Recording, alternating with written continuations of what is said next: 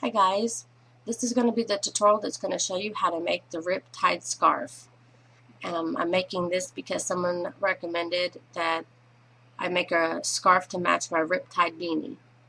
So I'll give the link to the Riptide beanie here, and if you want to make that, make the scarf to go with it, then I recommend to make it just like I'm going to show you in the tutorial. That way all the riptides will be facing the right way. But if you want to make this style scarf not to match the beanie, you have an option to make it the long way. So I recommend chaining about 150 or however long or short that you want it, and then you can do the same pattern but going the long way of the scarf. But for this tutorial, I'll be showing you how to do this effect on the scarf. So what you need is a 5mm hook or a size H hook for the US and some warshed weight yarn. If you're making this with the Riptide beanie, I recommend using the medium warshed weight yarn, size 4 ply for the US and 10 for Australia. And if you're not making it for the beanie, just on your own, you can make this with 8 ply yarn if you like, or 3 ply yarn for the US. But if you've made the beanie, I recommend using the same kind of yarn for both. So what you need, first off, make your slip knot, leaving yourself a bit of tail so that you can work it into the scarf later, or you can add it as part of the fringe later if you plan on using it, if you plan on adding fringe or tassel. But if you leave a little tail here, then it's going to be difficult to hide. So it's best to start your slip knot here. Now, I'll get a little closer. Now to start off, you want to chain 22. Also, if you have a little marker, if you're a beginner, I recommend getting another color piece of yarn or something like that, because you need to mark your first stitch. 2, 4, 6, 8, 10, 12, 13, 14, 15, 16, 17, 18, 19, 20, 21, and 22.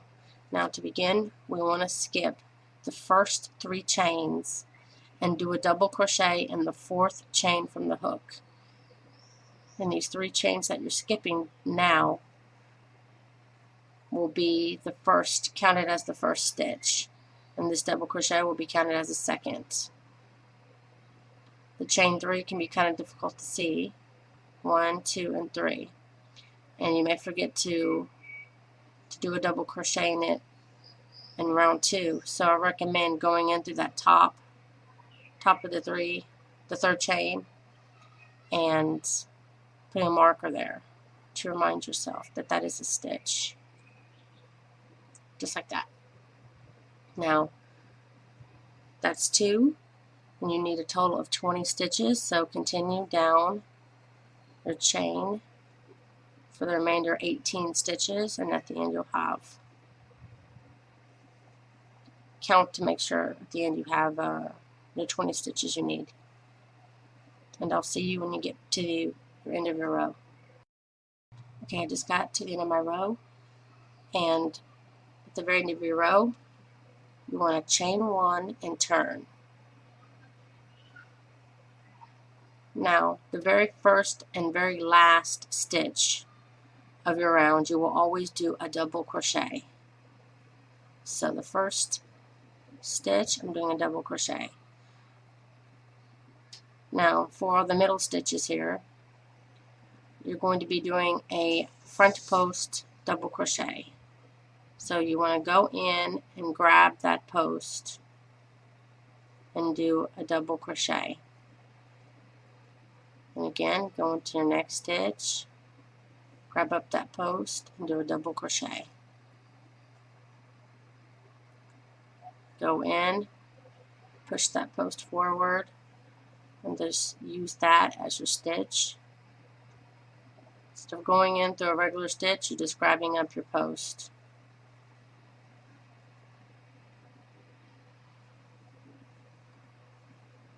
And like I said, you're going to continue to do this till your very last stitch, where you will do a double crochet.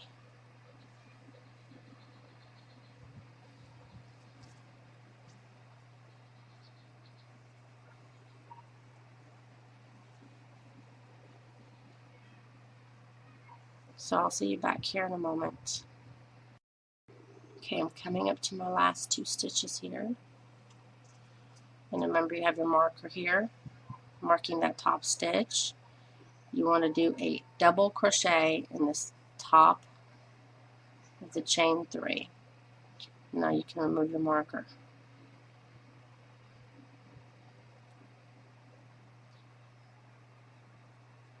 Okay, now chain 1 and turn. And see, you can start to see this effect starting to happen. So you chain 1 and then you do a double crochet in this first stitch. And then again you're going to go in using the second post of the row and start your front post double crochets.